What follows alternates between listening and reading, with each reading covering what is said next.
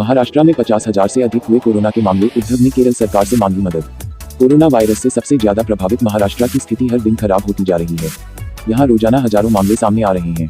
यही कारण है कि रविवार को यहाँ कुल मामले बढ़कर 50,000 से अधिक हो गए। इन सबके बीच अब महाराष्ट्र सरकार ने केरल की सरकार से मदद मांगी है। मुंबई में बनने वाले 60 बेड के अस्पताल के लिए महाराष्ट्र सरकार ने केरल की सरकार से अनुभवी डॉक्टर्स और नर्सों को अपने यहाँ भेजने की अपील की है।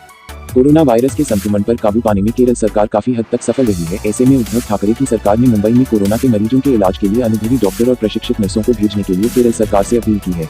आंध्र प्रदेश गैस लीक मामला, कोर्ट ने एलजी पॉलीमर के परिसर को सीज करने का ऑर्डर दिया। कहा गया कि उसकी किसी संपत्ति को फिलहाल शिफ्ट करने की इजाजत नहीं। लॉकडाउन के बीच बिहार में सरकार लीची और आम की होम डिलीवरी शुरू करेगी। लीची के लिए ऑर्डर बुक होने लगे हैं, आम के लिए ऐसा अब किया जाएगा। चीन से टकराव को लेकर स्थिति नियंत्रण में, सरकार के शीर्ष सूत्रों के मुताबिक घबराने की जरूरत नहीं। लद्दाख में चीनी सेना से चल रही तकरार के बीच सरकार के पहली प्रतिक्रिया आई है। सरकार के टॉप सूत्रों ने एबीपी न्यूज से कहा कि लद्दाख में स्थिति पूरी तरह से भारतीय सेना के नियंत्रण में है और चीनी सैनिकों की मौजूदगी से पैनिक यानी घबराने की जरूरत नहीं है। जम्मू कश्मीर पुलिस ने किया 4 आतंकियों को गिरफ्तार, हथियार और गोला बारूद भी बरामद। बडगाम पुलिस ने रविवार को लश्कर-ए-तैयबा एलटी से जुड़े आतंकवादियों के एक मॉड्यूल का भंडाफोड़ किया है। साथ ही 4 आतंकियों को गिरफ्तार किया है। ये आतंकी ओवरग्राउंड वर्कर्स ओजीडब्ल्यू के रूप में काम कर रहे थे। अधिकारियों ने कहा कि सुरक्षा बलों की संयुक्त टीमों की ओर से मॉड्यूल का भंडाफोड़ किया गया।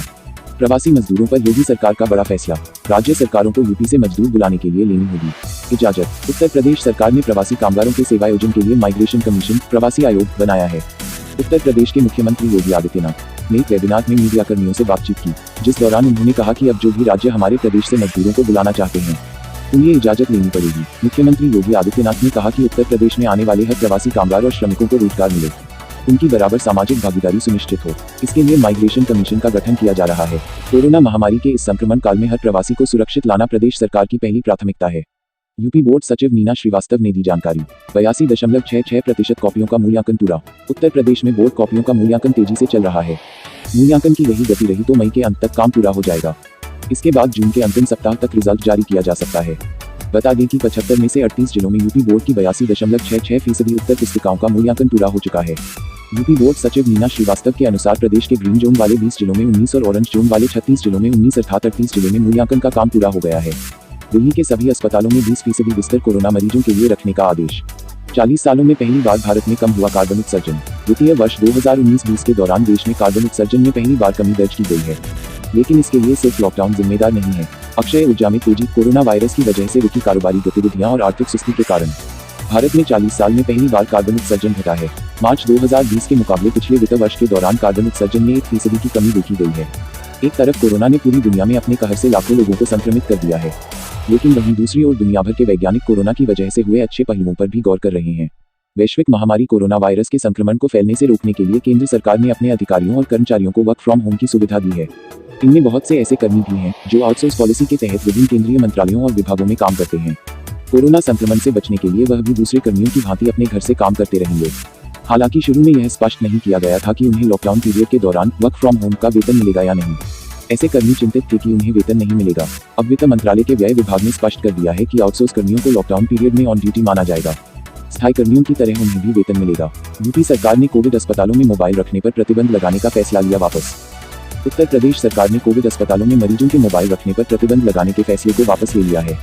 इसकी जानकारी चिकित्सा शिक्षा मंत्री सुरेश खन्ना ने दी। दरअसल प्रदेश के चिकित्सा शिक्षा महानिदेशक डॉक्टर के गुप्ता ने सभी चिकित्सा संस्थानों, राजकीय मेडिकल कॉलेजों के प्रधानाचार्यों को पत्र लिखकर कहा था कि L2 कोविड अस्पतालों में मरीजों को मोबाइल फोन ले जाने की अनुमति नहीं है, क्योंकि इससे संक्रमण फैलता है, जिसके बाद प्रतिबंध लगा दिया गया था। हालांकि चिकित्सा शिक्षा महानिदेशक ने यह भी आदेश दिया था कि अस्पताल में भर्ती मरीजों को उनके परिजनों से बात कराने के लिए 2 dedicated mobile phone infection prevention control protocol का अनुपालन करते हुए कोविड केयर वार्ड के इंचार्ज के पास रखे जाएंगे। अब आदेश पर प्रदेश सरकार ने संज्ञान लिया और प्रतिबंध हटा दिया गया है।